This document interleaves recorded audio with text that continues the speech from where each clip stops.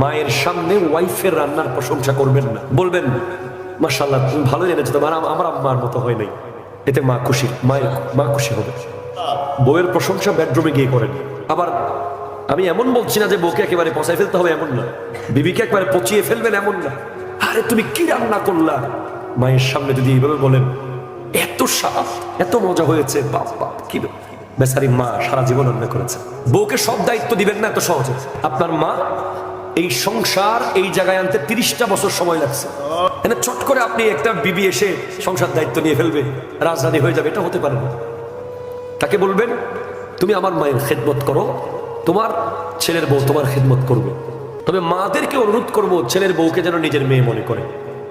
অনেক মারা নিজের মেয়ে শ্বশুর বাড়িতে যেটা আশা করে যেমন থাকুক, ছেলের বউ ব্যাপারে সেটা আশা করে না। এটা বড় দুর্ভাগ্যের বিষয়। আল্লাহ তাআলা এগুলো আমাদেরকে বুঝার তৌফিক দান করুন।